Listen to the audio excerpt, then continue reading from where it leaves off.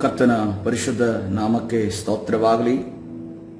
ಕರ್ತನು ಇವತ್ತಿನ ದಿವಸವೂ ಕೂಡ ನಮಗೆ ಈ ಬೆಳಗಿನ ಜಾವದಲ್ಲಿ ಈ ಮುಂಜಾವಿನ ಪ್ರಾರ್ಥನೆಯಲ್ಲಿ ಸೇರಿ ಬರುವುದಕ್ಕೆ ಕರ್ತನು ಕೊಟ್ಟಂದ ಕರ್ತನ ಮಹಾಕೃಪೆಗಾಗಿ ಕರ್ತನಿಗೆ ಸ್ತೋತ್ರ. ಹಲ್ಲೆಲೂಯಾ. ಕರ್ತನಿಗೆ ವಂದನೆಯನ್ನು ಸಲ್ಲಿಸುತ್ತಾ ಇವತ್ತಿನ ಮುಂಜಾವಿನ ಪ್ರಾರ್ಥನೆಯನ್ನು ಪ್ರಾರಂಭಿಸೋಣ. ನಾವು ಬಹಳ ಪ್ರಾಮುಖ್ಯವುಳ್ಳಂತ ಒಂದು ಸವಾಲನ್ನು ಎದುರಿಸಿದಂತ ಜಯವನ್ನು ಕಂಡಂತ ಮತ್ತು ಅದೇ ರೀತಿಯಲ್ಲಿ ದೇವರ ಬಲ ಇದ್ದರೆ ನಾವು ಏನು ಮಾಡಲು ಶಕ್ತರಾಗುತ್ತೇವೆ ಅನ್ನುವ ಒಂದು ಚಾಪ್ಟರ್ ಅನ್ನು ನಾವು ಧ್ಯಾನ ಮಾಡ್ತಾ ಇದ್ದೇವೆ. ಆ ಅಧ್ಯಾಯ ಯಾವುದಾಗಿದೆ, ಆ ಒಂದು ಪುಸ್ತಕ ಯಾವುದಾಗಿದೆ?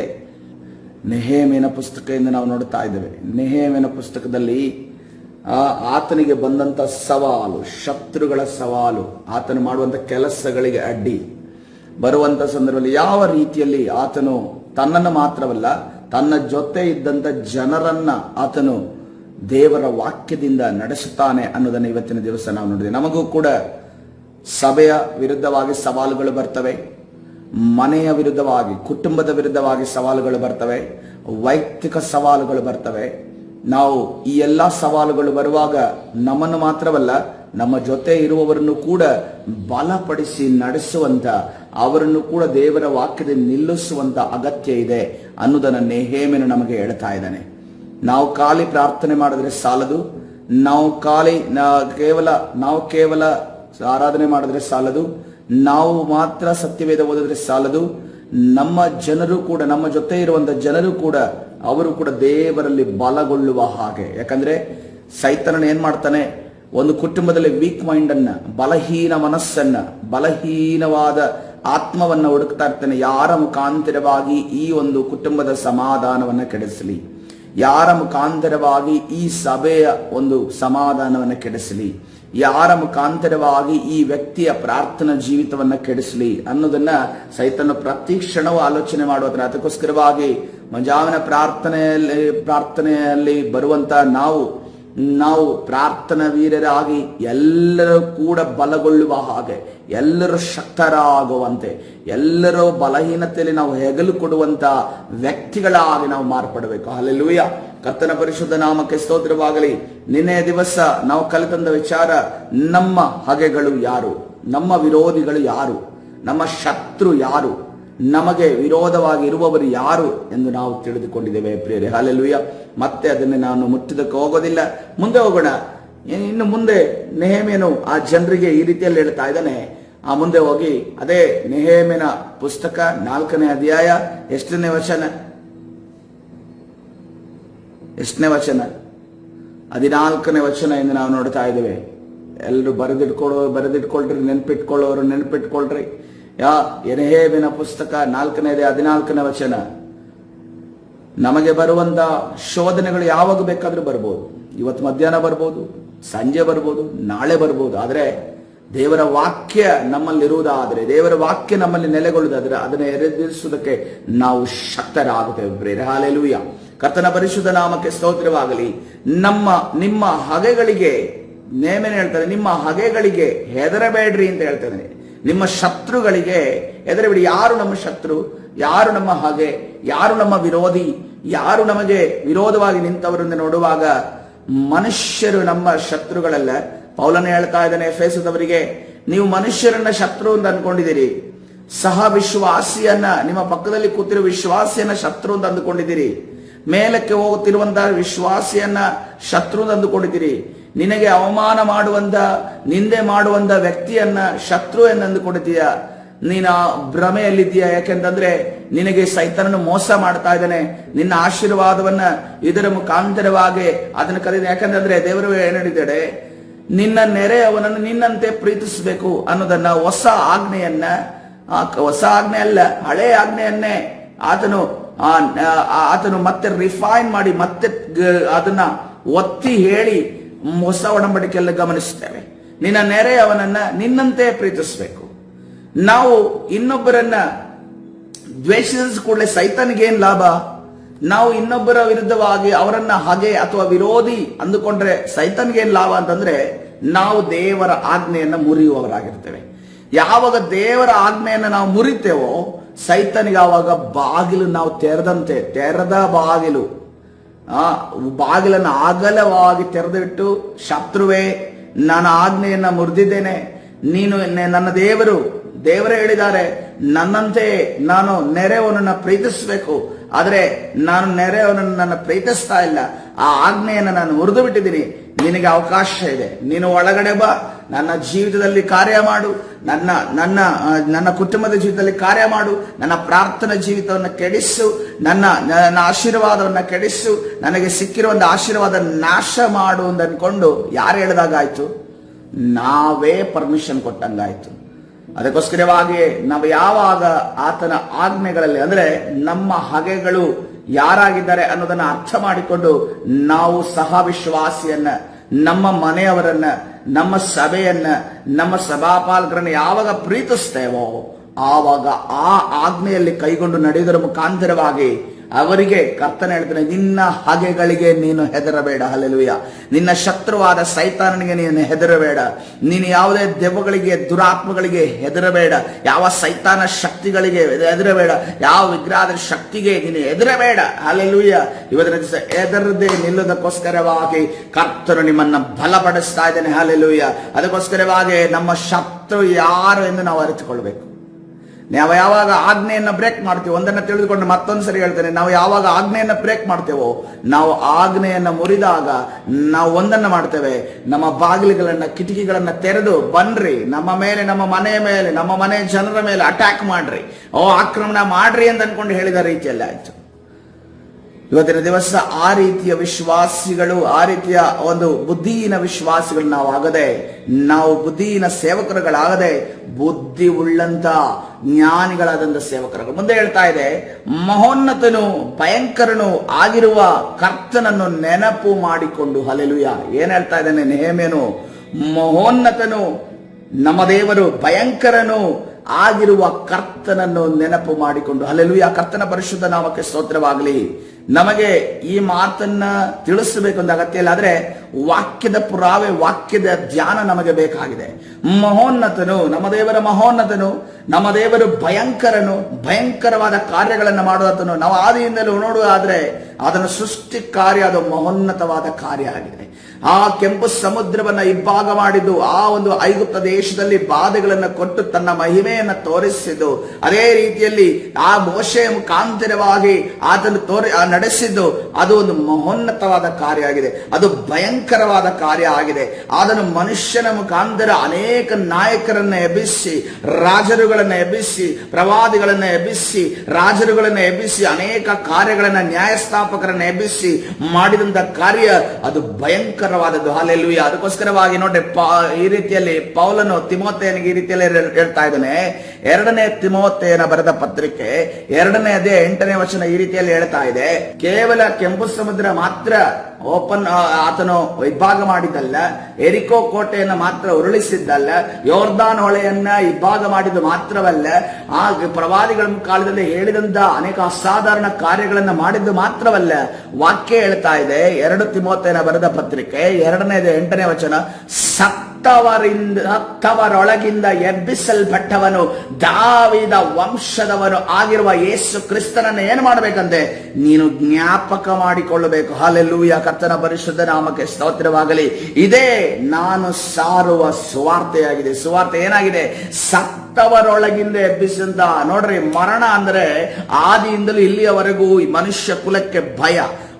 ಆ ಒಂದು ದಿಗ್ಭ್ರಾಂತತೆ, ಆ ಒಂದು ಮರಣ ಬರುತ್ತೆ ಅಂತಂದ್ರೆ ಅನೇಕ ಜನರು ಆವಾಗಲೇ ಸತ್ತು ಹೋಗದ ಭಯದಿಂದ ಸತ್ತು ಹೋದವರಿದ್ದಾರೆ. ಕೊರೋನಾ ಬಂದಂತಹ ಸಂದರ್ಭದಲ್ಲಿ ಅನೇಕ ಜನರು ಕೊರೋನಾದಿಂದ ಸತ್ತು ಹೋಗಿಲ್ಲ, ಭಯದಿಂದ ಬ್ಲಡ್ ಪ್ರೆಷರ್ ಜಾಸ್ತಿಯಾಗಿ ಸತ್ತೋದವರು, BP ಜಾಸ್ತಿಯಾಗಿ ಸತ್ತೋದವರು, ಅನೇಕರ ಹೃದಯ ಬಡಿತ ಹೆಚ್ಚಾಗಿ ಸತ್ತೋದವರು. ಆದ್ರೆ ಕರ್ತನೆ ಹೇಳ್ತಾನೆ, ನಮ್ಮ ದೇವರು ಯಾರಾಗಿದ್ದಾನೆ? ಆತನು ಸತ್ತವರೊಳಗಿಂದ ಎಬ್ಬಿಸಲ್ಪಟ್ಟವನಾಗಿದ್ದಾನೆ. ಆತನನ್ನ ಮರಣವು ಹಿಡಿದಿಡ್ಲಿಕ್ಕೆ ಸಾಧ್ಯವಿಲ್ಲ. ಮರಣದ ಯಾವುದೇ ಒಂದು ಬಂಧನಗಳು, ಯಾವುದೇ ಸರಪಣಿಗಳು ಆತನನ್ನ ಹಿಡಿದಿಡಲು ಸಾಧ್ಯವಿಲ್ಲ. ಈ ಮಾತನ್ನ ಕೇಳುವಂತ ವಿಶ್ವಾಸಿಗಳು ನಾವು ಸುಮ್ಮನಿರುವುದಕ್ಕೆ ಸಾಧ್ಯವಿಲ್ಲ. ಕರ್ತನನ್ನ ಮಹಿಮೆ ಪಡಿಸುವವರಾಗೋಣ. ಯಾಕಂದ್ರೆ ನಮ್ಮ ದೇವರು ಮರಣವನ್ನ ಜಯಿಸಿ ಎದ್ದಂತ ದೇವರು, ಜೀವದಿಂದ ಎದ್ದ ಗೆದ್ದಂತ ದೇವರು, ನಮ್ಮ ದೇವರು ಮೃತ್ಯುಂಜಯನಾದ ದೇವರು, ನಮ್ಮನ್ನು ಮರಣವನ್ನ ಜಯ ಸಾಧಿಸಿದವರು. ಅಷ್ಟು ಮಾತ್ರವಲ್ಲ, ಆತನು ಸೈತಾನನನ್ನು ಆತನು ತುಳಿಯುವುದು ಮಾತ್ರವಲ್ಲ, ಮರಣವನ್ನ ಆತನು ತುಳಿಯುವುದು ಮಾತ್ರವಲ್ಲ, ನಮ್ಮನ್ನು ಕೂಡ ನಿಮ್ಮನ್ನು ಕೂಡ ಆತನು ತುಳಿಸಲು, ಅದೇ ರೀತಿಯಲ್ಲಿ ಜಯಗೊಳಿಸಲು ಶಕ್ತನಾಗಿದ್ದಾನೆ. ಹಲ್ಲೆಲೂಯಾ. ಕರ್ತನ ಪರಿಶುದ್ಧ ನಾಮಕ್ಕೆ ಸ್ತೋತ್ರವಾಗಲಿ. ಅದು ಅಂತ್ಯಕಾಲದ ಸಮಯದಲ್ಲಿ, ಕಡೆಗಾಲದ ಸಮಯದಲ್ಲಿ ಪುನರುತ್ಥಾನ ಎಬ್ಬಿಸಿದ್ದು ಮಾತ್ರವಲ್ಲ, ಅನೇಕ ಜನರನ್ನ ಮರಣದ ಹಾಸಿಗೆಯಲ್ಲಿದ್ದವರನ್ನ ಎಬ್ಬಿಸಿದ್ದಾನೆ. ಹಲ್ಲೆಲೂಯಾ. ಅವರಿಗೆ ಪುನರುತ್ಥಾನವನ್ನ, ಪುನರುಜ್ಜೀವನವನ್ನ ಕೊಟ್ಟಂತ ದೇವರು ಈ ಸಮಯದಲ್ಲಿ ನಮ್ಮ ಮಧ್ಯದಲ್ಲಿದ್ದಾನೆ. ಪ್ರಿಯರೇ, ಅನೇಕ ಬಾರಿ ನಾವು ಆಲೋಚನೆ ಮಾಡ್ತಾ ಇದ್ದೇವೆ, ಯಾರಿಗಾದ್ರೂ ಏನೋ ಅದ್ಭುತ ನಡೀಲಿಲ್ಲ ಅಂತಂದ್ರೆ ನಮ್ಮ ಮನಸ್ಸಿನಲ್ಲಿ ಬರುವಂತ ಸಂಶಯ, ಇದು ಯಾಕೆ ಅದ್ಭುತ ನಡೀತಿಲ್ಲ ಅಂತ ಅನ್ಕೊಂಡು, ದೇವರು ಅದಕ್ಕೊಂದು ಯೋಜನೆ ಇಟ್ಟಿದ್ದಾನೆ, ನಿಯೋಜನೆ ಇಟ್ಟಿದ್ದಾನೆ. ಆದರೆ ನಾವು ಒಂದನ್ನು ನೆನಪಿನಲ್ಲಿ ಕೊಡಬೇಕು, ನಮ್ಮ ದೇವರ ವ್ಯಕ್ತಿತ್ವದ ವಿಚಾರವಾಗಿ ಯಾವುದೇ ರೀತಿಯ ಸಂಶಯ ನಮಗೆ ಬರಕೂಡದು. ನಮ್ಮ ದೇವರು ಆತನು ಅದ್ಭುತ ಮಾಡಿದರು, ಅದ್ಭುತ ಮಾಡದೆ ಹೋದರು, ಆತನು ಸತ್ತವರೊಳಗಿಂದ ಎಬ್ಬಿಸಲ್ಪಟ್ಟಂತ ಯೇಸು ಆಗಿದ್ದಾನೆ. ಹಲ್ಲೆಲೂಯಾ. ಕರ್ತನ ಪರಿಶುದ್ಧ ನಾಮಕ್ಕೆ ಸ್ತೋತ್ರವಾಗಿ. ಇಲ್ಲಿ ತಿಮೋಥೆಯನಿಗೆ ಹೇಳುವಂತ ಸತ್ತವರೊಳಗಿಂದ ಎಬ್ಬಿಸಲ್ಪಟ್ಟವನು ಎಂದು ನಾವು ನೋಡ್ತಾ ಇದ್ದೇವೆ. ಓಕೆ, ಯೇಸು ಕ್ರಿಸ್ತನು ಸತ್ತವರೊಳಗಿಂದ ಎಬ್ಬಿಸಲ್ಪಟ್ಟವನಾಗಿದ್ದಾನೆ. ಆದ್ರೆ ಇಲ್ಲಿ ದಾವೀದನ ವಂಶದವನು ಆಗಿರುವ ಯೇಸು ಕ್ರಿಸ್ತನನ್ನ ಜ್ಞಾಪಕ ಮಾಡಿಕೋ. ಹಲ್ಲೆಲೂಯಾ. ಕರ್ತನ ಪರಿಶುದ್ಧ ನಾಮಕ್ಕೆ ಸ್ತೋತ್ರವಾಗಲಿ. ಏನಿದು ದಾವೀದನ ವಂಶವನ್ನ ನೆನಪಿಸಿಕೊಳ್ಳುವುದಕ್ಕೆ? ದಾವೀದನ ವಂಶದವನಾದ ಯೇಸು ಕ್ರಿಸ್ತನನ್ನು ಜ್ಞಾಪಕ ಮಾಡಿಕೊಂಡು ಕರ್ತನ. ದಾವೀದನ ವಂಶ ಯಾವ್ದಪ್ಪ? ದಾವೀದನು ಯಾವ ವಂಶಕ್ಕೆ ಸೇರಿದವನು? ದಾವೀದನು ಯಾವ ಕುಲಕ್ಕೆ ಸೇರಿದವನು? ದಾವೀದನು ಯಾವ ಕುಲಕ್ಕೆ ಸೇರಿದವನು ನೋಡುವ, ಆತನು ಯಹೂದ ಕುಲಕ್ಕೆ ಸೇರಿದನು. ಹಲ್ಲೆಲೂಯಾ. ನಮ್ಮ ದೇವರು ಯಾವ ರೀತಿಯಲ್ಲಿ ಆತನು ಸಮಾಧಾನದ ಪ್ರಭುವಾಗಿದ್ದಾನೋ, ಆತನು ಯಾವ ರೀತಿಯಲ್ಲಿ ಆತನು ಶಾಂತಿಯನ್ನು ಸ್ಥಾಪಿಸುವ ದೇವರಾಗಿದ್ದಾನೋ, ಆತನು ಪ್ರೀತಿ ಸ್ವರೂಪಿಯಾಗಿದ್ದಾನೋ, ಆತನು ನಮಗೆ ಅನೇಕ ಕೊರತೆಗಳನ್ನು ನೀಗಿಸುವ ದೇವರು, ಅದೇ ರೀತಿಯಲ್ಲಿ ಆತನು ಯಹೂದ ಕುಲದ ಸಿಂಹನಾಗಿದ್ದಾನೆ. ಪ್ರಿಯರೇ, ಹಲ್ಲೆಲೂಯಾ. ಆತನನ್ನ ಯಾರಿಗೆ ಜ್ಞಾಪಕ ಮಾಡಿಕೊಂಡು ಪೌಲನು ಹೇಳ್ತಾ ಇದ್ದಾನೆ? ಪೌಲನು ತಿಮೋಥೆಯನಿಗೆ ಹೇಳ್ತಾ ಇದ್ದಾನೆ, ನೀನು ಜ್ಞಾಪಕ ಮಾಡಿಕೋ, ಇದೇ ನಾನು ಸಾರುವಂತ ಸುವಾರ್ತೆ. ಹಲ್ಲೆಲೂಯಾ. ಯಾಕಂದ್ರೆ ಸುವಾರ್ತೆಗೆ ಎಷ್ಟು ಬಲವಿದೆ ಗೊತ್ತಾ? ಸುವಾರ್ತೆಗೆ ಎಷ್ಟು? ರೋಮಾಪುರ ಬರೆದ ಪತ್ರಿಕೆ 1ನೇ ಅಧ್ಯಾಯ 16ನೇ ವಚನ. ನಾವು ಟ್ರಾನ್ಸ್ಫಾರ್ಮರ್ಸ್ ನೋಡಿದ್ದೇವೆ. ಹೊಸ ಮನೆ ಮಾಡುವಾಗ ಟ್ರಾನ್ಸ್ಫಾರ್ಮರ್ಸ್ ಹಾಕ್ತಾರೆ, ಅಥವಾ ಹೊಸ ಕನೆಕ್ಷನ್ಸ್ ಏರಿಯಾಗಳಿಗೆ ಮಾಡುವಾಗ ಟ್ರಾನ್ಸ್ಫಾರ್ಮರ್ಸ್ ಅನ್ನು ಹಾಕ್ತಾರೆ.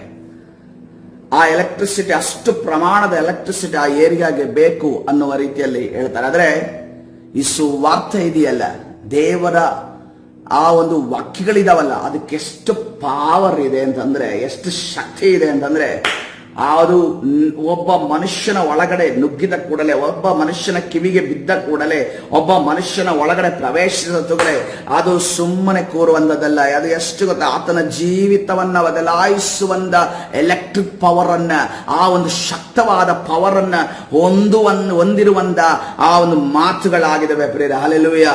ಆ ಮಾತುಗಳನ್ನ ದೇವರು ಎಲ್ಲಿ ಕೊಟ್ಟಿದ್ದಾರೆ ಗೊತ್ತಾ? ನಮ್ಮ ನಾಲಿಗೆಗಳಲ್ಲಿ ಕರ್ತನು ಕೊಟ್ಟಿದ್ದಾನೆ. ಹಲ್ಲೆಲೂಯಾ.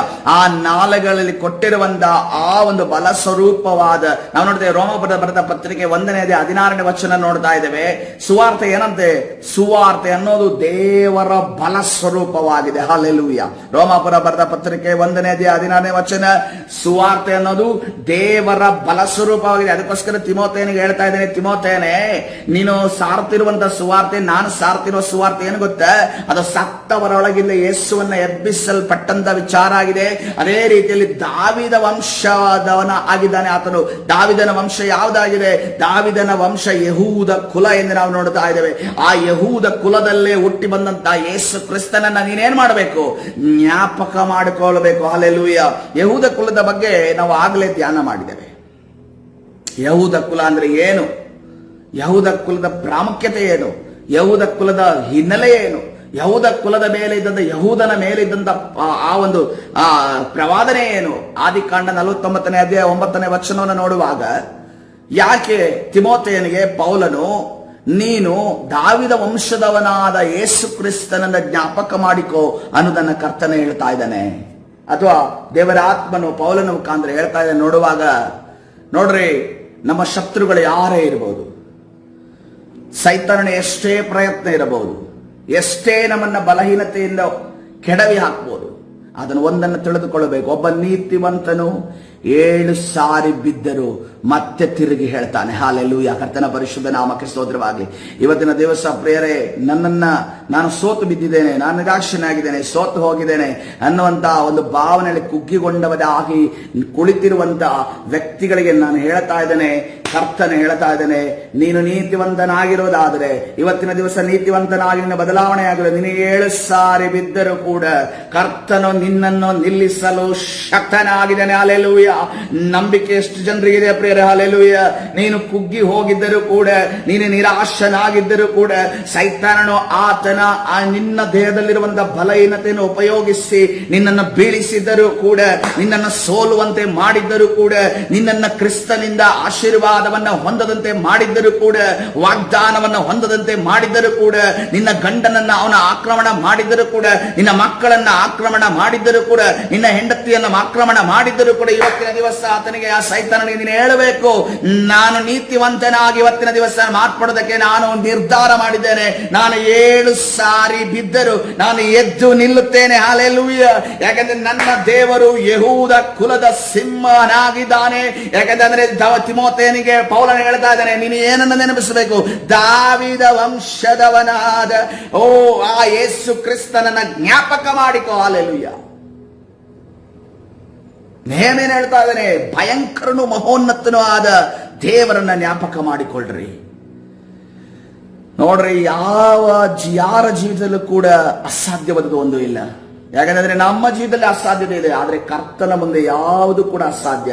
ಹಲ್ಲೆಲೂಯ, ಕರ್ತನ ಪರಿಶುದ್ಧ ನಾಮಕ್ಕೆ ಸ್ತೋತ್ರವಾಗಲಿ. ನೋಡ್ರಿ, ಆದಿಕಾಂಡ 49ನೇ ಅಧ್ಯಾಯ 9ನೇ ವಚನ ಇಲ್ಲಿ ವಾಕ್ಯ ಈ ರೀತಿಯಲ್ಲಿ ಹೇಳ್ತದೆ, ಯಹೂದನು ಪ್ರಾಯದ ಸಿಂಹದಂತಿದ್ದಾನೆ. ಹಲ್ಲೆಲೂಯ, ಕರ್ತನ ಪರಿಶುದ್ಧ ನಾಮಕ್ಕೆ ಸ್ತೋತ್ರವಾಗಲಿ. ಎಷ್ಟು ಜನ ಪ್ರಾಯದ ಸಿಂಹವನ್ನ ಝೂ ಅಲ್ಲಿ ನೋಡಿರ್ಬೋದು, ಟಿವಿಯಲ್ಲಿ ನೋಡಿರ್ಬೋದು, ಆದರೆ ಮುಖಾಮುಖಿಯಾಗಿ ಎಂದಿಗೂ ಕೂಡ ನೋಡಿರ್ಲಿಕ್ಕಿಲ್ಲ ಅಲ್ವಾ? ಝೂ ಅಲ್ಲಿ ನೋಡಿರ್ಬೋದು. ನಾನು 2 ಸಾರಿ ಝೂಗೆ ಹೋಗಿದ್ದೆ. 2 ಸಾರಿ ಮೈಸೂರು ಝೂ ಅಲ್ಲಿ ಹೋಗಿದ್ದ ಸಮಯದಲ್ಲಿ, ಅದಕ್ಕಿಂತ ಮುಂಚೆ ಮಂಗಳೂರಲ್ಲಿ ಪಿಲಿಕುಳ ಅಂತ ಹೇಳ್ತಾರೆ, ಅಲ್ಲೊಂದು ಝೂ ಇದೆ, ಅಲ್ಲೊಂದು 3-4 ಸಾರಿ ಹೋಗಿದ್ದೀನಿ ನಾನು. ಆದರೆ ಮಂಗಳೂರು ಝೂಗೂ ಈ ಮೈಸೂರು ಝೂಗೂ ಡಿಫ್ರೆನ್ಸ್ ಇದೆ. ಈ ಪ್ರಾಯದ ಸಿಂಹವನ್ನ, ಇದು ಪ್ರಾಯದ ಸಿಂಹವೇ ಅಂತ ಅನ್ಕೊಂಡು ಹೇಳ್ಬಹುದು ಮಂಗಳೂರಲ್ಲಿ, ಆದ್ರೆ ಮೈಸೂರಲ್ಲಿ ಇರುವಂತ ಝೂ ಅಲ್ಲಿ ಇದ್ದಂತಹ ಸಿಂಹವನ್ನು ನೋಡಿ ಇದು ಪ್ರಾಯದ ಸಿಂಹ ಅಂತ ಹೇಳಕ್ಕಾಗೋದಿಲ್ಲ. ಯಾಕಂದ್ರೆ ಅದು ಫುಲ್ ಮೂಳೆ ತರ ಇತ್ತು, ಅದಕ್ಕೆ ಯಾರು ಆಹಾರ ಆಗ್ತಿಲ್ವೋ ಏನೋ. ಆದ್ರೆ ಕರ್ತನೆ ಹೇಳ್ತಾ ಇದ್ದಾನೆ, ಇಲ್ಲಿ ಹೇಳ್ತಿರೋದು ಪ್ರೇರೆ, ನಾನು ನೋಡಿದಂತ ಮಂಗಳೂರು ಪಟ್ಟಣದಲ್ಲಿ ನೋಡಿದಂತ ಆ ಪ್ರಾಯದ ಸಿಂಹದಂತೆ ಯಾರಿದ್ದಾನಂತೆ? ಯಹೂದನಿದ್ದಾನೆ. ಹಲ್ಲೆಲೂಯ, ಆ ಯಹೂದನು ಆ ಸಮಯದಲ್ಲಿ ಆ ರೀತಿಯಲ್ಲಿ ಇಲ್ಲದೇ ಹೋದರೂ ಕೂಡ ಆತನ ಯೇಸು ಕ್ರಿಸ್ತನ ಒಂದು ಪ್ರವಾದನೆ ರೂಪಕವಾಗಿ ಹೇಳಲ್ಪಟ್ಟಿದೆ. ಯಾರಾಗಿದ್ದಾನಂತೆ? ಅದನ್ನ ಪ್ರಾಯದ ಸಿಂಹದಲ್ಲಿ, ನನ್ನ ಪುತ್ರನೇ, ನೀನು ಮೃಗವನ್ನು ಹಿಡಿದು ಕೊಂದು ಬೆಟ್ಟವನ್ನು ಸೇರಿದ ಸಿಂಹದೋಪಾದಿಯಲ್ಲಿದ್ದೆ. ಹಲ್ಲೆಲೂಯ, ಕರ್ತನ ಪರಿಶುದ್ಧ ನಾಮಕ್ಕೆ ಸ್ತೋತ್ರವಾಗಿ. ತನ್ನ ಮಕ್ಕಳಿಗೆ ಸಮಸ್ಯೆ ಬಂದಾಗ, ಸೈತಾನನು ಬಾಧಿಸುವಾಗ, ಸೈತಾನನನ್ನು ಬೀಳಿಸುವುದಕ್ಕೆ ಪ್ರಯತ್ನ ಬಿಡುವಾಗ ಕರ್ತನ ಹೇಳ್ತಾ ಇದ್ದಾನೆ, ನೀನು ನನ್ನ ಮಗನಾಗಿ, ನನ್ನ ಮಗನೇ, ನನ್ನ ಪುತ್ರನೇ, ನನ್ನ ಪುತ್ರಿಯೇ, ನೀನು ಮೃಗವನ್ನು ಹಿಡಿದುಕೊಂಡು ಬೆಟ್ಟವನ್ನು ಸೇರಿದ ಸಿಂಹದೋಪದ. ಆತನು ಈ ಬೇಟೆಯಾಡುವಂತ ಸಿಂಹದ ರೀತಿಯಲ್ಲಿ ನಮಗೆ ಪ್ರೊಟೆಕ್ಷನ್ ಅನ್ನು ಕೊಡುವ ಆತನಾಗಿದ್ದಾನೆ ಪ್ರಿಯರೇ. ಹಲ್ಲೆಲೂಯ, ಮಲಗಿರುವ ಸಿಂಹವಲ್ಲ, ಬಡಕಲಾಗಿರುವಂತ ಸಿಂಹವಲ್ಲ, ಬೇಟೆ ಆಡುವಂತ ಸಿಂಹನು ನಮ್ಮ ದೇವರಾಗಿದ್ದಾನೆ. ಯಾಕೆಂದ್ರೆ ಆತನು ಹೇಳ್ತಾ ಇದ್ದಾನೆ, ಆತನು ನಮ್ಮ ವೈರಿಗಳ ವಿರುದ್ಧವಾಗಿ ಮುಯ್ಯುತ್ತೇರಿಸುವ ಆತನಿಗೆ. ಆತನ ಎದ್ದು ಹೊರಡುವಾಗ ಆತನ ವೈರಿಗಳು ಚದುರಿ ಹೋಗ್ತಾರೆ ಎಂದು ನಾವು ನೋಡ್ತಾ ಇದ್ದೇವೆ. ಅಲ್ಲಿ ದಿಕ್ಕಾಪಾಲಾಗಿ ಓಡಿ ಹೋಗ್ತಾರೆ. ಒಂದು ದಿಕ್ಕಿನಲ್ಲಿ ಬಂದಂತಹ ಶತ್ರು ಸೈತಾನನು, ಬಾಗಿಲಲ್ಲಿ ಬಂದಂತಹ ಸೈತಾನನು ಎಲ್ಲಿಂದೆಲ್ಲ ಓಡೋಗ್ತಾನೆ ಗೊತ್ತಾ? ನಿಮ್ಮ ಕಿಟಕಿಗಳು ಓಪನ್ ಇದ್ರೆ ಕಿಟಕಿಗಳಿಂದಲೆಲ್ಲ ಓಡೋಗ್ತಾನೆ. ಹಾಲೆಲೂಯ, ಕರ್ತನ ಪರಿಶುದ್ಧ ನಾಮಕ್ಕೆ ಸ್ತೋತ್ರವಾಗಲಿ. ಇವತ್ತಿನ ದಿವಸ ಸೈತಾನನ ವಿಚಾರವಾಗಿ ನಮಗೆ ಭಯ ಇದೆಯಾ? ಆ ಭಯವನ್ನ ಕಿತ್ತು ಬಿಸಾಕ್ಬಿಡ್ರಿ ಯೇಸುವಿನ ನಾಮದಲ್ಲಿ. ನಮಗೆ ಭಯದಿಂದ ಇರುವುದಕ್ಕೆ ಕರ್ತನು ನಮ್ಮನ್ನ ಕರೆದಿಲ್ಲ. ಯಾಕಂದ್ರೆ ನಮ್ಮ ದೇವರು ಯಹೂದ ಕುಲದ ಸಿಂಹನಾಗಿದ್ದಾನೆ. ಆತನ ಮಹೋನ್ನತನು, ಆತನ ಭಯಂಕರನೂ ಆಗಿದ್ದಾನೆ. ಹಾಲೆಲೂಯ, ಅವನ ಸಿಂಹದಂತೆ ಕಾಲು ಮುದುರಿ ಹೊಂಚು ಹಾಕಿಕೊಂಡಿದ್ದಾನೆ. ಮೃಗೇಂದ್ರನಿಗೆ ಸಮಾನನಾದ ಅವನನ್ನು ಕೆಣಕುವುದು ಯಾರಿಂದ ಆತಿತ್ತು? ಹಾಲೆಲೂಯ, ಕರ್ತನ ಪರಿಶುದ್ಧ ನಾಮಕ್ಕೆ ಸ್ತೋತ್ರವಾಗಲಿ. ಒಂದು ಯೇಸು ಕ್ರಿಸ್ತನನ್ನ, ಆತನ ಮಕ್ಕಳನ್ನ ವಿನಾಕಾರಣವಾಗಿ ಅನ್ಯಾಯವನ್ನ ಮಾಡುವುದಕ್ಕೆ ಯಾರಿಂದ ಆದಿತ್ತು ಪ್ರಿಯರೇ? ಹಲ್ಲೆಲೂಯ. ಯಾರಿಂದ ಆತು? ಯಾರಿಗೆ ಆ ಶಕ್ತಿ ಇದೆ? ಯಾರಿಗೆ ಆ ಬಲ ಇದೆ? ಹಲ್ಲೆಲೂಯ. ಹಂಗಂತ ಹೇಳಿ ಯಾರೋ ಒಂದು ಜಗಳಕ್ಕೆ ಬಂದಿದ್ರು, ನಮ್ಮನ್ನ ಹಿಂಸಿಸೋದಕ್ಕೆ ನಿನಗೆ ಶಕ್ತಿ ಅಲ್ಲಿದೆ, ನನ್ನ ದೇವರ ಬಗ್ಗೆ ನಿನಗೆ ಗೊತ್ತಿದೆ ಅಂತ ಅನ್ಕೊಂಡು ಅವನಿಗೆ ಎರಡು ಬಿಡೋದಲ್ಲ. ನಮ್ಮ ಹೋರಾಟ, ನಮ್ಮ ಯುದ್ಧ ಎಲ್ಲಿದೆ ಪ್ರಿಯರೇ? ಯಾರಾದ್ರೂ ಹಿಂಸೆ ಕೊಡೋದಾದ್ರೆ ನಮ್ಮ ಹೋರಾಟ ಮೊಣಕಾಲೂರಿ ಕರಗಳನ್ನೆತ್ತಿ ಪ್ರಾರ್ಥನೆ ಮಾಡುವಾಗ ದೇವರು ಅದ್ಭುತ ಕಾರ್ಯಗಳನ್ನ ಮಾಡುವ ಆತನಾಗಿದ್ದಾನೆ. ಅಷ್ಟು ಮಾತ್ರವಲ್ಲ, ದೇವರು ನಮ್ಮನ್ನ ಅಷ್ಟು ಮಾತ್ರವಲ್ಲ, ರಾಜದಂಡವನ್ನ ಹಿಡಿಯತಕ್ಕವನು ಬರುವ ತನಕ ಆ ದಂಡವು ಯಹೂದನ ಕೈಯಿಂದ ತಪ್ಪೋದಿಲ್ಲ, ಮುದ್ರೆ ಕೋಲು ಅವನ ಪಾದಗಳ ಬಳಿಯಿಂದ ಕದಲುವುದಿಲ್ಲ, ಅವನಿಗೆ ಅನ್ಯ ಜನಗಳು ವಿಧೇಯರಾಗುವರು. ಹಲ್ಲೆಲೂಯಾ. ಈ ಪ್ರವಾದನೆ ನಮ್ಮ ಜೀವಿತದಲ್ಲಿ ನೆರವೇರ್ತಾ ಇಲ್ವಾ? ಇವತ್ತಿನ ದಿವಸ ಅನ್ಯ ಜನರನ್ನ ಕರ್ತನು ನಮಗೆ ಅಧೀನರಾಗಿ ಮಾಡಿಲ್ವಾ? ಕರ್ತನು ಹೇಳ್ತಾ ಇದ್ದಾನೆ, ರಾಜದಂಡ ನಮ್ಮಲ್ಲಿರುತ್ತೆ. ನಾವು ಎಲ್ಲಿಂದ ನಿಂತಿದ್ದೇವೋ ಅಲ್ಲಿಂದ ಪ್ರಾರಂಭ ಮಾಡುವಂತ ಕರ್ತನು ನಮ್ಮ ದೇವರಾಗಿದ್ದಾನೆ. ಅದೇ ರೀತಿಯಲ್ಲಿ ಮುದ್ರೆ ಕೋಲು ಅವನ ಪಾದಗಳ ಬಳಿಯಿಂದ, ಮುದ್ರೆಯ ಕೋಲು ಪಾದಗಳ ಬಳಿಯಿಂದ ಕದಲುವುದಿಲ್ಲ ಎಂದು ನಾವು ನೋಡ್ತಾ ಇದ್ದೇವೆ. ಸಮಯದ ಮಿತಿ ಇರೋದ್ರಿಂದ ಹೆಚ್ಚು ಎಕ್ಸ್ಪ್ಲನೇಷನ್ ಮಾಡದೆ ನಾನು ಮುಂದೆ ಹೋಗ್ತಾ ಇದ್ದೇನೆ, ಯಾಕಂದ್ರೆ ಇದು ಆಲ್ರೆಡಿ ಎಕ್ಸ್ಪ್ಲನೇಷನ್ ಮಾಡಿದಂತ ವಿಚಾರ ಆಗಿದೆ. ಅಷ್ಟು ಮಾತ್ರವಲ್ಲ, ಅವನು ತನ್ನ ವಾಹನ ಪಶುವನ್ನು ದ್ರಾಕ್ಷಾಲತೆಗೆ ಕಟ್ಟುವನು, ರಾಜ ದ್ರಾಕ್ಷಿಗೆ ತನ್ನ ಕತ್ತೆಯನ್ನು ಬಿಗಿಯುವನು, ದ್ರಾಕ್ಷಾರಸದಲ್ಲಿ ತನ್ನ ಬಟ್ಟೆಯನ್ನು ಒಗೆಯುವನು, ದ್ರಾಕ್ಷಾರಸದಲ್ಲಿ ತನ್ನ ವಸ್ತ್ರಗಳನ್ನು ಅದ್ದಿ ತೊಳೆಯುವನು. ಹಲ್ಲೆಲೂಯಾ. ಕರ್ತನ ಪರಿಶುದ್ಧ. ಏನಪ್ಪಾ ದ್ರಾಕ್ಷಾರಸದಲ್ಲಿ ತನ್ನ ಬಟ್ಟೆಗಳನ್ನು ಒಗೆಯುತ್ತಾನಂತೆ, ದ್ರಾಕ್ಷಾರಸದಲ್ಲಿ ತನ್ನ ವಸ್ತ್ರಗಳನ್ನು ಅದ್ದಿ ತೊಳೆಯುತ್ತಾನೆ. ದ್ರಾಕ್ಷಾರಸ ಎಂದು ಸತ್ಯವೇದ ನೋಡುವಾಗ ಅದು ಸಮೃದ್ಧಿಯನ್ನು ಸೂಚಿಸುತ್ತೆ. ದ್ರಾಕ್ಷಾರಸ ನೋಡುವಾಗ ದೇವರ ಅಭಿಷೇಕವನ್ನ ಸೂಚಿಸುತ್ತೆ. ಇವತ್ತಿನ ದಿವಸ ಕರ್ತನು ನಮ್ಮ ಸಂಪೂರ್ಣ ದೇಹ ಅಣುವಾಗಿ ಆತನ ಅಭಿಷೇಕದಲ್ಲಿ ತುಂಬಲ್ಪಡೋದಕ್ಕೆ ಕರ್ತನ ಹೇಳ್ತಾ ಇದ್ದಾನೆ. ಯಾಕೆಂದ್ರೆ ನಮ್ಮ ದೇವರು ಮಹೋನ್ನತನು, ನಮ್ಮ ದೇವರು ಭಯಂಕರನೂ ಆಗಿದ್ದಾನೆ. ಹಲ್ಲೆಲೂಯಾ. ದ್ರಾಕ್ಷಾರಸದ ಸಮೃದ್ಧಿಯಿಂದ ಅವನ ಕಣ್ಣುಗಳು ಕೆಂಪಾಗಿಯೇ ಇರುವವು, ಹಾಲಿನ ಸಮೃದ್ಧಿಯಿಂದ ಅವನ ಹಲ್ಲುಗಳು ಬೆಳ್ಳಗಾಗಿಯೇ ಇರುವವು. ಹಲ್ಲೆಲೂಯಾ. ಕರ್ತನ ಪರಿಶುದ್ಧ ನಾಮಕ್ಕೆ ಸ್ತೋತ್ರವಾಗಲಿ. ನಮ್ಮ ಕಣ್ಣುಗಳಲ್ಲಿ ಕೂಡ ದೇವರು ಶಕ್ತಿಯನ್ನೇ ಕೊಟ್ಟಿದ್ದಾನೆ. ಯಾಕಂದ್ರೆ ನಾವು ಆತ್ಮಿಕ ಮಂಡಲದಲ್ಲಿ ನಡೀತಿರುವ ವಿಚಾರಗಳನ್ನ ಆತ್ಮಿಕ ಕಣ್ಣು ತೆರೆಯಲ್ಪಟ್ಟವರಾಗಿ ನಾವು ನೋಡುವವರಾಗಿದ್ದೇವೆ.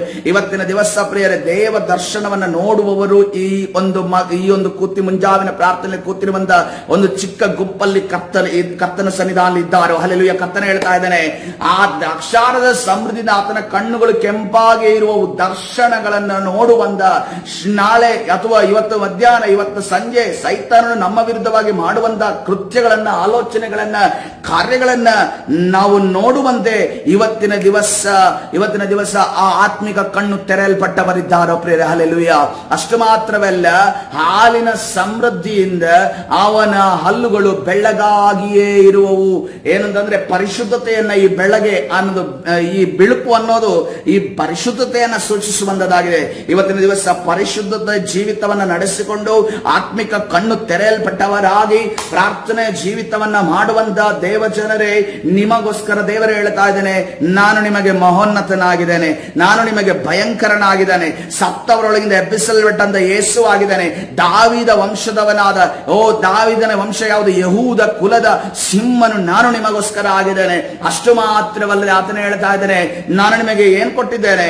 ನನ್ನ ವಾಕ್ಯವನ್ನ ಕೊಟ್ಟಿದ್ದೇನೆ, ಸತ್ಯವೇದವನ್ನ ಕೊಟ್ಟಿದ್ದೇನೆ, ವಾಕ್ಯವನ್ನ ಕೊಟ್ಟಿದ್ದೇನೆ. ಇವತ್ತಿನ ದಿವಸ ಆ ವಾಕ್ಯ ಯಾವುದು ಗೊತ್ತಾ? ಅದು ನನ್ನ ಬಲ ಸ್ವರೂಪ ಆಗಿದೆ. ಹಲ್ಲೆಲೂಯಾ. ನನ್ನ ಬಲವನ್ನು ನೀವು ನೋಡಬೇಕಾ? ನನ್ನ ಶಕ್ತಿಯನ್ನ ನೀವು ನೋಡಬೇಕಾ? ನನ್ನ ಪರಾಕ್ರಮವನ್ನ ನೋಡಬೇಕಾ? ಈ ಪಿತೃಗಳಲ್ಲಿ ಆದಂತ ಅದ್ಭುತಗಳನ್ನ ಮತ್ತೆ ತಿರುಗಿ ಈ ಕಾಲದಲ್ಲಿ ನೋಡಬೇಕಾ? ಕರ್ತನೆ ಹೇಳ್ತಾ ಇದ್ದೇನೆ, ನನ್ನ ವಾಕ್ಯವನ್ನ ನೀವು ಉಪಯೋಗಿಸ್ರಿ, ನನ್ನ ವಾಕ್ಯವನ್ನ ಧ್ಯಾನ ಮಾಡ್ರಿ, ನನ್ನ ವಾಕ್ಯವನ್ನ ಪ್ರೊಕ್ಲೇಮ್ ಮಾಡ್ರಿ, ಘೋಷಿಸ್ರಿ. ನಿಮ್ಮ ಗಂಡನ ಮೇಲೆಯೋ, ಹೆಂಡತಿಯ ಮೇಲೆಯೋ, ನಿಮ್ಮ ಪರಿಸ್ಥಿತಿ ಮೇಲೆಯೋ, ನಿಮ್ಮ ಮಕ್ಕಳ ಮೇಲೆಯೋ ಅದನ್ನ ಘೋಷಿಸ್ರಿ ಯೇಸುವಿನ ನಾಮದಲ್ಲಿ. ಹಲ್ಲೆಲೂಯಾ. ಯಾವಾಗ ನೀವು ನಂಬಿಕೆಯಿಂದ ಘೋಷಿಸ್ತೀರ ಪ್ರಿಯರೇ, ನಿಮ್ಮ ಕಣ್ಣ ಮುಂದೆ ಅದು. ಆದ್ರಿಂದ ನೋಡ್ರಿ, ಮಸಾಲೆ ದೋಸೆಯನ್ನ ಆರ್ಡರ್ ಕೊಡ್ತೇವೆ, ಒಬ್ಬ ವೇಟರ್ ಬರ್ತಾನೆ, ಅಲ್ಲೋಗಿ ಅಡುಗೆ ಅವನಿಗೆ ಹೇಳ್ತಾನೆ, ಮಸಾಲೆ ದೋಸೆ ಒಂದು 5-10 ನಿಮಿಷಗಳ ನಂತರ ಬರುತ್ತೆ. ಆದರೆ ನಮ್ಮ ದೇವರು ಸಾಮಾನ್ಯವಾಗಿ ಮಸಾಲೆ ದೋಸೆಯನ್ನು ಕೊಡುವವನಲ್ಲ. ಹಲ್ಲೆಲೂಯಾ. ಕರ್ತನ ಪರಿಶುದ್ಧ ನಾಮಕ್ಕೆ ಸ್ತೋತ್ರ. ನಾವು ಹೇಳಿದ ಕೂಡಲೇ ಮಸಾಲೆ ದೋಸೆ ಟೇಬಲ್ ಅಲ್ಲಿ ಇರಬೇಕು ಅನ್ನುವ ರೀತಿಯಲ್ಲಿ ಕರ್ತನು ನಮ್ಮನ್ನ ಆಶೀರ್ವಾದ ಮಾಡುವ ಆತನಾಗಿದೆ. That is the power of gospel ಅನ್ನು ನಾವು ನೋಡ್ತಾ ಇದ್ದೇವೆ. ಗಾಸ್ಪೆಲ್ ಪವರ್ ನೋಡ್ರಿ, ನಾವು ಒಂದು ಸುವಾರ್ತೆ ಹೇಳಿದ ಕೂಡಲೇ ಆ ಮನುಷ್ಯ ಕಳ್ಳನೇ ಇರ್ಬೋದು, ಮೋಸಗಾರನೇ ಇರ್ಬೋದು, ಯಾವುದೇ ಒಂದು ರೀತಿಯ ವ್ಯಕ್ತಿ ಆಗಿರ್ಬೋದು, ನಾವು ಸುವಾರ್ತೆ ಹೇಳಿದ ಕೂಡಲೇ ಆತನ ಮನಸ್ಸಿನಲ್ಲಿ ಬದಲಾವಣೆ ಆಗ್ತದೆ. ಹಲ್ಲೆಲೂಯಾ. ಅದನ್ನ ಎಷ್ಟೋ ದಿನಗಳ ಕಾಲ ಕೌನ್ಸಿಲಿಂಗ್ ಹೋಗ್ತಾ ಇದ್ದಾನೆ, ವೈದ್ಯರ ಬಳಿ ಹೋಗ್ತಾ ಇದ್ದಾನೆ, ಆತನಲ್ಲಿ ಬದಲಾವಣೆ ಆಗ್ತಾ ಇಲ್ಲ. ನಾವು ಒಂದು ದೇವರ ವಾಕ್ಯ, ಸಿಂಪಲ್ ಆಗಿರುವಂತ ದೇವರ ವಾಕ್ಯ ಹೇಳಿದ ಕೂಡಲೇ ಆತನಲ್ಲಿ ಒಂದು ಮಹೋನ್ನತವಾದ ಬದಲಾವಣೆ ಆಗ್ತದೆ. ಅದು ಒಂದು ಸುವಾರ್ತೆಯ ಶಕ್ತಿಯಾಗಿದೆ. ಹಲ್ಲೆಲೂಯಾ.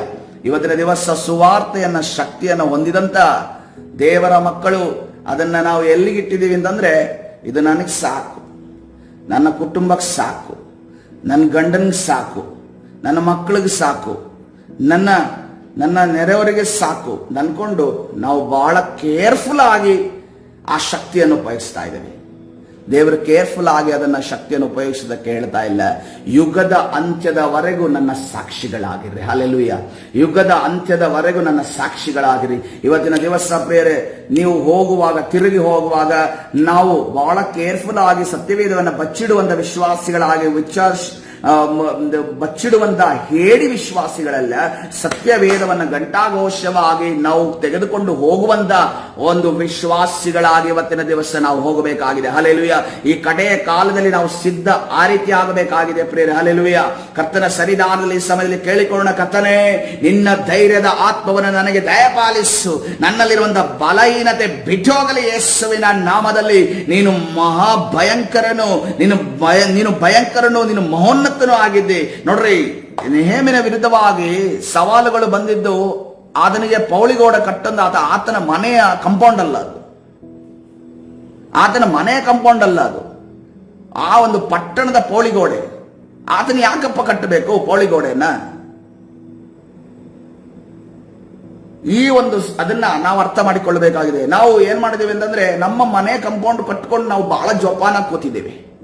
ಇವತ್ತಿನ ದಿವಸ ದೇವರ ರಾಜ್ಯವನ್ನ ಕಟ್ಟುವವರು ಯಾರಾಗಿದ್ದಾರೆ ಪ್ರಿಯರೇ? ನೆಹೆಮೀಯನ ರೀತಿಯಲ್ಲಿ ಕರ್ತನು ನಿಮ್ಮನ್ನ ಕರೀತಾ ಇದ್ದಾನೆ, ಆದ್ರೆ ನಮ್ಗೆ ಬರುವುದಕ್ಕೆ, ಹೊರಗಡೆ ಬರುವುದಕ್ಕೆ ಮನಸ್ಸಿಲ್ಲ. ಯಾಕೆಂತಂದ್ರೆ ನಂದಲ್ಲ, ಅದು ನನಗೆ ಯಾಕೆ ಬೇಕು ಅನ್ನೋ ರೀತಿಯಲ್ಲಿ ಅಂದುಕೊಳ್ತೇವೆ. ಆದ್ರೆ ನಿನ್ನನ್ನೇ ದೇವರು ಉಪಯೋಗಿಸ್ತಿರೋದು, ನಿನ್ನನ್ನೇ ದೇವರು ಕರೀತಾ ಇದ್ದಾನೆ, ನಿನ್ನನ್ನೇ ದೇವರು ಉಪಯೋಗಿಸ್ತಾನೆ. ಈ ಇವತ್ತಿನ ದಿವಸ ಕರ್ತನ ಸನ್ನಿಧಿಯಲ್ಲಿ ನಿನ್ನ ಮನಸ್ಸು ಮಾಡೋದಾದ್ರೆ, ದೇವರು ನೆಹೆಮೀಯನ ರೀತಿಯಲ್ಲಿ ಅವನಿಗೆ ಮಾತ್ರ ಅಲ್ಲ, ಅವನ ಜೊತೆಯಲ್ಲಿರುವ ಧೈರ್ಯವನ್ನ ಕೊಡುವ ದೇವರಾಗಿದ್ದಾನೆ. ಈ ಸಮಯದಲ್ಲಿ ಕರ್ತನ ಸನ್ನಿಧಿಯಲ್ಲಿ ಕರಗಳನ್ನೆತ್ತಿ ಹೇಳೋಣ, ಕರ್ತನೇ ನನ್ನಲ್ಲಿ ಧೈರ್ಯದ ಆತ್ಮವನ್ನು ತುಂಬು ಸ್ವಾಮಿ. ನಿನ್ನನ್ನು ಅರಿಯುವಂತೆ ನನಗೆ ಸಹಾಯ ಮಾಡು, ನಿನ್ನನ್ನು ಅರಿಯುವಂತೆ ನನಗೆ ಸಹಾಯ ಮಾಡು. ನೀನು ಭಯಂಕರನು, ಮಹೋನ್ನತನೂ ಆಗಿದೆ, ನಿನ್ನ ಸುವಾರ್ತೆ ಬಲ ಸ್ವರೂಪವಾಗಿದೆ. ಕರ್ತನೇ ಯೇಸು, ಕರ್ತನೇ ನೀನು ಸ್ವಾಮಿ ಸತ್ತವರನ್ನು ಎಬ್ಬಿಸಲ್ಪಟ್ಟವನು. ಕರ್ತನೇ ಅದೇ ರೀತಿಯಲ್ಲಿ ಸ್ವಾಮಿ ನೀನು ದಾವಿದ ವಂಶದ ಯಹೂದ ಕುಲದ ಸಿಂಹನಾಗಿದೆ ಸ್ವಾಮಿ. ನಮ್ಮನ್ನು ನೀನು ನಡೆಸುವುದಕ್ಕಾಗಿದೆ ನನಗೆ ಸ್ತೋತ್ರ. ಪ್ರಾರ್ಥನೆ ಮಾಡಿಕೊಳ್ಳೋಣ. ಪರಿಶುದ್ಧನಾದ ದೇವರೇ, ನಿನ್ನ ನಾಮಕ್ಕೆ ಸ್ತೋತ್ರ. ಇವತ್ತಿನ ದಿವಸ ನಿನ್ನ ವಾಕ್ಯವನ್ನ ಕೇಳಿದಂತಹ ಮಕ್ಕಳು ಸ್ವಾಮಿ ಎಂದಿಗೂ ಕರ್ತನೆ ರಾಜ ಈ ಬಂದ ರೀತಿಯಲ್ಲಿ ಇರದೆ ಅವರು ಒಬ್ಬೊಬ್ಬರು ಕರ್ತನೆ ಡುನಾಮಿಸ್ ಅಂದ್ರೆ ಡೈನಾಮಿಟ್ ಆಗಿ ಕರ್ತನೆ ಹೊರಗಡೆ ಹೋಗುವ ಹಾಗೆ ನೀನು ಅದ್ಭುತ ಮಾಡೋದಕ್ಕಾಗಿ ಸ್ತೋತ್ರ. ಇವರಲ್ಲಿರುವಂತಹ ಹೆದರಿಕೆ, ಇವರಲ್ಲಿರುವಂತಹ ಭಯ, ಇವರಲ್ಲಿರುವಂತಹ ಅಂಜಿಕೆ ಎಲ್ಲ, ಇವರಲ್ಲಿರುವ ನಾಚಿಕೆ ಕೇಳಿತನ ಎಲ್ಲವನ್ನ ನಜರೇತಿನ ಯೇಸುವಿನ ಹೆಸರಿನಲ್ಲಿ ಬಂಧಿಸಿ ಮುರಿದಾಕ್ತಾ ಇದ್ದೇವೆ. ನಿನ್ನ ಪರಿಶುದ್ಧ ರಕ್ತವನ್ನ ಪ್ರೋಕ್ಷಣೆ ಬಿಡುಗಡೆ ಕೊಡು, ನೀನು ತಾನೇ ನಡೆಸು. ಕರ್ತನಾದ ಯೇಸು ಸ್ವಾಮಿ ಸಲ ಪ್ರಾರ್ಥಿಸಿ ಹೊಂದಿಕೊಳ್ತೇನೆ ಜೀವವುಳ್ಳ ತಂದೆ. ಆಮೇನ್. ಹಲ್ಲೆಲೂಯಾ.